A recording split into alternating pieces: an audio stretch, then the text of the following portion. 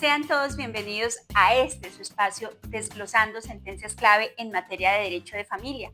El día de hoy vamos a tocar una sentencia muy interesante de la Corte Suprema de Justicia que trata el tema de la liquidación de la sociedad conyugal. Vamos a estar hablando específicamente de su procedimiento relacionado con el Código General del Proceso y además de eso, pues toda la temática sobre activos, pasivos y recompensas dentro de este proceso liquidatorio.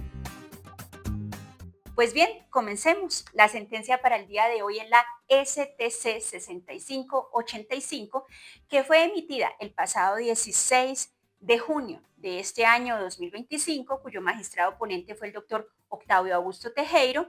y que en realidad a mí me parece que es muy clave para las personas que están estudiando derecho o que quizás van a realizar por primera vez su diligencia de inventario y avalúo de bienes, porque realmente esta sentencia nos trae un resumen, pero también una explicación ampliada con otras sentencias de lo que significa realizar la diligencia de inventario y avalúo de bienes propiamente dicha.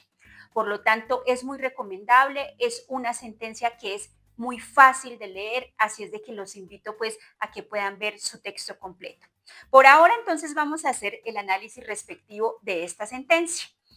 Esta sentencia pues deviene, por supuesto, como en todos los procesos de liquidación de sociedad conyugal, de la disolución de la misma, bien sea porque se haya producido el divorcio y hayan tenido vigente la sociedad conyugal los cónyuges, lo cual con el divorcio se produce la disolución de la sociedad y queda en estado de liquidación, o cuando se produce, por ejemplo, la separación de bienes de mutuo acuerdo o por sentencia judicial, cuyo segundo trámite es el de la liquidación. Así es de que también debemos tener en cuenta que esta normatividad que nos trae el Código General del Proceso y también el Código Civil relacionada con la misma se va a aplicar para la liquidación de la sociedad patrimonial de hecho nacida entre compañeros permanentes y para las sucesiones. No obstante, esta sentencia se refiere específicamente a la liquidación de la sociedad conyugal. Así las cosas, pues esta demanda surge precisamente porque uno de los cónyuges, luego de decretado el divorcio en el año 2022 e iniciado el proceso de liquidación de la misma, presenta una objeción frente a los activos que se incluyeron en la diligencia de inventario y avalúo de bienes y la misma es resuelta en su contra y por lo tanto él decide presentar demanda de tutela. Se trata de un matrimonio, pero con una situación muy sui generis e incluso cuando uno empieza a leer la sentencia, considera que se va a encontrar con la explicación propia de lo que significa que entre la misma pareja pueda existir sociedad patrimonial de hecho, nacida de una unión marital de hecho, y sociedad conyugal nacida de un matrimonio. No obstante, la sentencia no se refiere directamente a esto, sino principalmente al trámite liquidatorio.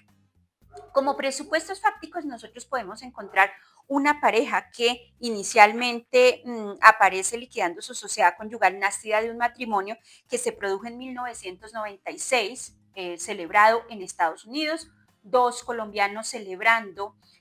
matrimonio en el extranjero y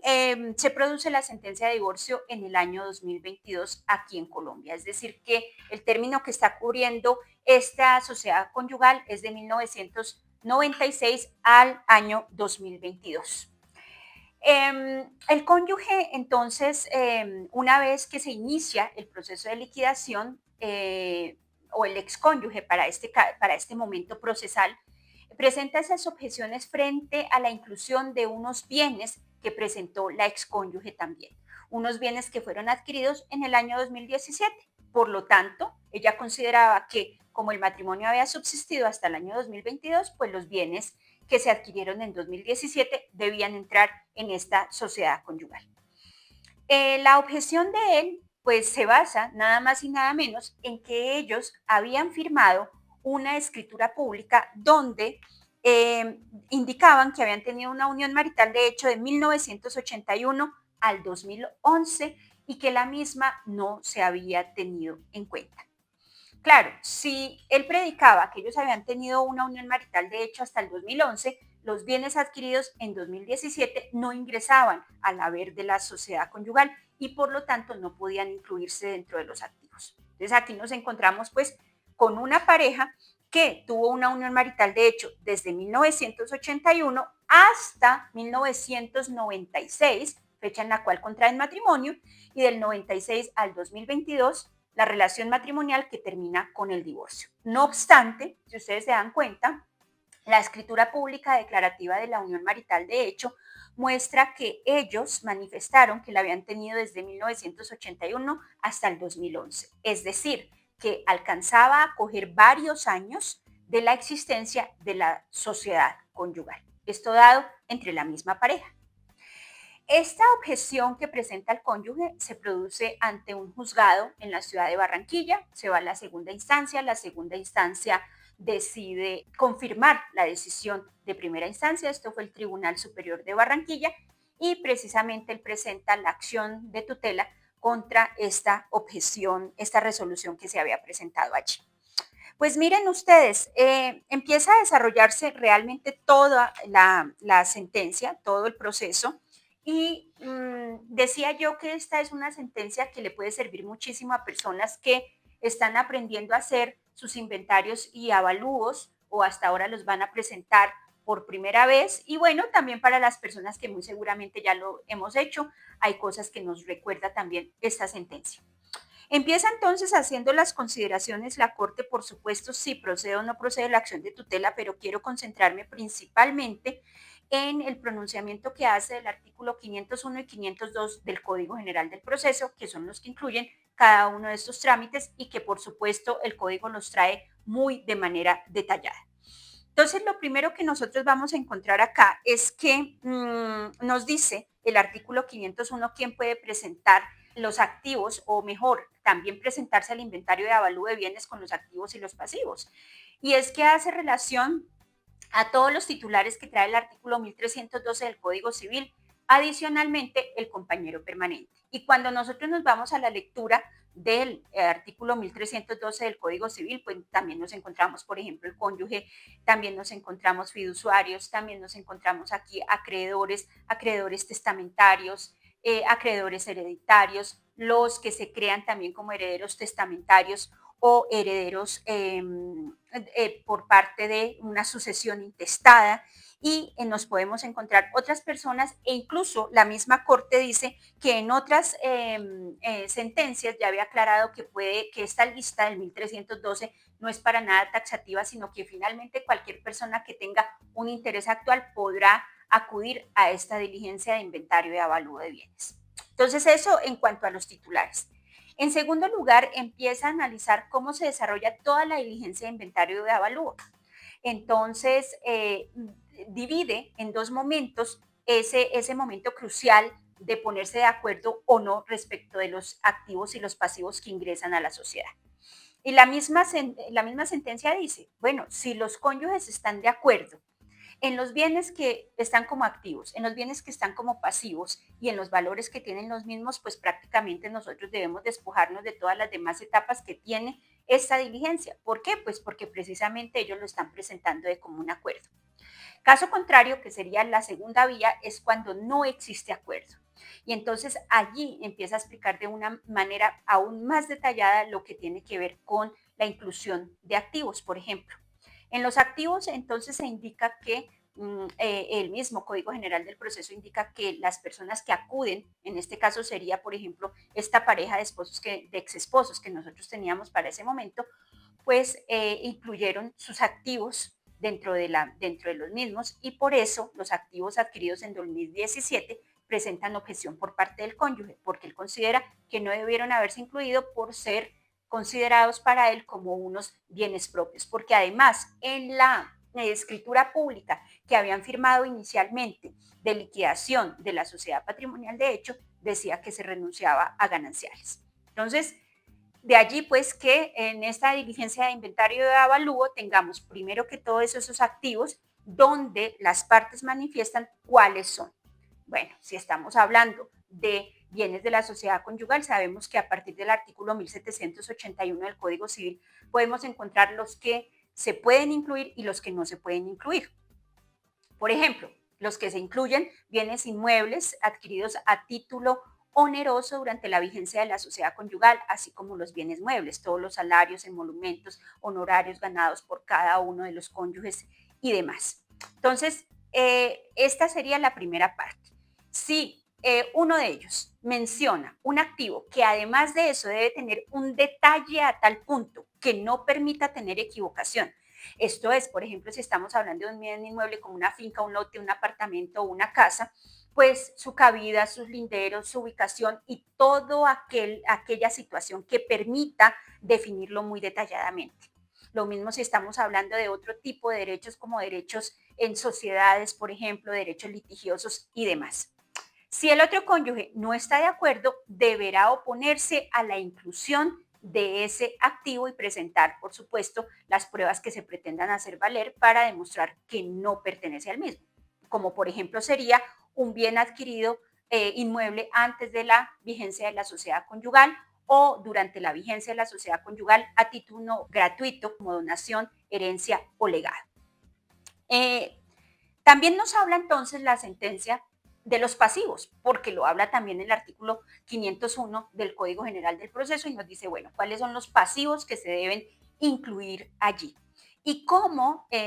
si se incluyen algunos pasivos y el otro cónyuge no está de acuerdo con esa inclusión, pues entonces objetar para que precisamente se excluyan. Y aquí hay que tener otro punto muy importante y es que en el caso de que el otro lo objete, definitivamente no se incluirán en el mismo. Por supuesto, puede haber deudas que ya estén justificadas bajo un título ejecutivo, que serán inclusivas allí, y o aquellas que, aunque no tengan un título ejecutivo, pues los dos cónyuges de común acuerdo decidan incluirla dentro de esa liquidación. También nos habla, y me encanta esto también de esta sentencia, porque nos trae a colación el tema de las recompensas. A veces nosotros olvidamos el tema de las recompensas y estamos principalmente pensando en activos y pasivos, pero no es menos cierto que las recompensas resultan ser un tema supremamente importante bajo el entendido de que las recompensas van a ir incluidas o en el activo o en el pasivo, dependiendo de qué tipo de recompensas nosotros estamos hablando. Y es que nuestro Código Civil también establece que si, por ejemplo, se le debe a la sociedad conyugal, esta se va a incluir dentro del activo si estamos hablando de recompensas y a favor de la misma, y si estamos hablando de recompensas a favor de uno de los cónyuges o de los dos, se va a incluir en los pasivos. ¿De qué dependerá esto? Pues de qué tipo de recompensa, por supuesto, nosotros estamos hablando. Aquí tendríamos que pensar, por ejemplo, en el tema de la subrogación con o sin diferencia de valor para poderlas establecer, todos aquellos bienes muebles, por ejemplo, que pertenecen a la sociedad conyugal, pero fueron adquiridos a título gratuito, como sería hablar de la tesis del haber absoluto y del haber relativo dentro de la liquidación de la sociedad conyugal. Entonces, de ahí que también sea importante que en la diligencia de inventario pues se tenga las mismas para saber si se incluyen, se excluyen o si puede haber objeciones. Luego la sentencia empieza a hablar también del tema de los avalúos, porque una cosa es que los cónyuges estén de acuerdo en cuáles son esos activos que se van a incluir, pero otra muy distinta es que estén de acuerdo en el valor de esos bienes. Y es que el mismo artículo 501 nos habla de qué hacer en esos casos. Y es que si se presenta objeción frente al avalúo, muy probablemente vamos a tener que tomar dictamen pericial para poderlo incluir dentro de la diligencia. Y el mismo artículo dice que en caso de que no se practique dictamen pericial o no se allegue prueba frente a la diferencia de valor, el juez podrá calcularla promediando los valores dados por uno y otro de los cónyuges, siempre y cuando no sobrepase el doble del avalúo catastral. Y luego nos empieza a hablar de la impugnabilidad del auto aprobatorio de los inventarios y avalúos de bienes para hablar tanto de la reposición cuando no se objetan ciertas obligaciones o valores, pero nos habla también de la apelación cuando pues nosotros sí estamos hablando de inclusión o de bienes, exclusión, por ejemplo, también de deudas y lo que tiene que ver con la diferencia de ese avalúo o de ese valor catastral que nosotros estemos teniendo. Eh, Cuando entras, luego de hacer ese recorrido que me parece tan importante, tan determinante y que, vuelvo, insisto, es una sentencia muy fácil de leer, pues empieza un poco a analizar el caso, pero no en un sentido absolutamente estricto como nosotros esperaríamos.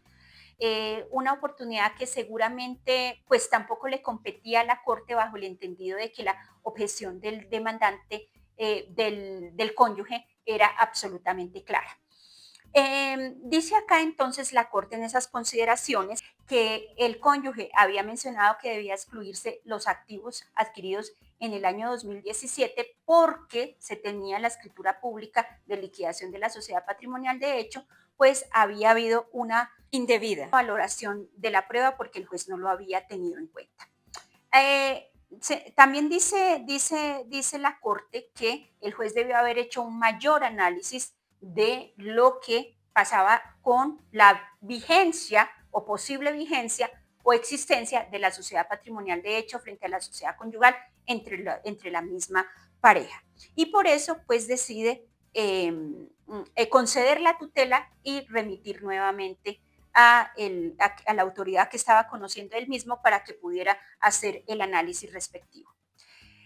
Hay un salvamento de voto que me parece muy importante mencionar, que es el del doctor Fernando Augusto Jiménez, y es importante mencionarlo porque él dice, el juez de primera instancia y de segunda instancia, pues hicieron lo correcto en el entendido en que ellos no tenían por qué ahondar más cuando los cónyuges, ahora cónyuges, cuando hicieron el divorcio, habían faltado a la verdad realizando un acto público como una escritura pública en la que faltaban a esa verdad porque en realidad ellos estaban casados y habían afirmado que eran compañeros permanentes. Por lo tanto, no debía entrarse a ese análisis porque el juez había actuado pues respetando la existencia o la vigencia de la sociedad conyugal derivada del matrimonio. Así las cosas, pues no se hace un análisis exhaustivo de esto, pero yo pienso que va a ser muy importante que nosotros podamos analizar también esto. ¿Por qué? Porque sabemos nosotros que una de las formas en que se disuelve la unión marital de hecho y por supuesto su sociedad patrimonial es cuando los dos compañeros permanentes deciden contraer matrimonio, ¿cierto? Si nosotros estamos hablando pues de que estos compañeros permanentes tuvieron su unión marital de hecho desde 1981 hasta 1996 aplicando la tesis de la retrospectividad de la ley 54 de 1990, pues la misma se disolvió en el 96 con el matrimonio que estuvo vigente hasta el año 2022. Entonces, bajo ese entendido tendríamos nosotros que entrar a mirar dos temas relacionados con la sociedad patrimonial, la sociedad conyugal entre esta misma pareja, los momentos en que se dio cada una de ellas y tener en cuenta también que el Código General del Proceso, cuando nos habla de esos trámites notariales, nos habla de la posible inclusión de los bienes de que pasarían casi que automáticamente de la unión marital de hecho al matrimonio, que no lo habla así el Código Civil. Por lo tanto, es un tema que muy seguramente estaremos analizando en otro de nuestros programas, pero por hoy simplemente quería mostrarles esta sentencia para que ustedes la tuvieran en cuenta. Varias sentencias de apoyo, yo creo que es importante que nosotros tengamos en cuenta para estos temas, por ejemplo, la que cita la misma sentencia, la STC 6395 del 2021, cuando nos habla de quiénes son los terceros interesados, y también, por ejemplo, la STC 18048 del 2017, cuando nos dice que o nos aclara que en el inventario de bienes adicional no podemos incluir deudas si estamos hablando de que ya ha terminado el trámite del inventario de avalúo de bienes, el trámite liquidatorio como tal. Es decir, haciendo la claridad que si todavía estamos en el trámite, ya pasó la diligencia de inventario y avalúo de bienes, pero aparecen nuevos bienes o nuevas deudas, vamos a poder hacer un inventario de avalúo inicial de activos y pasivos. Pero también haciéndonos la claridad de que si ya no estamos frente a esta situación, sino que ha terminado el proceso y vamos a hacer una partición adicional, pues será necesario entonces incluir solamente los activos más no los pasivos por el tema relacionado con el respeto a la cosa juzgada. Entonces, pues en estos términos quería dejar la explicación de esta sentencia para el día de hoy y espero que les sirva de ayuda y de apoyo para todos los procesos que ustedes tengan. Muchísimas gracias y sigamos aprendiendo juntos.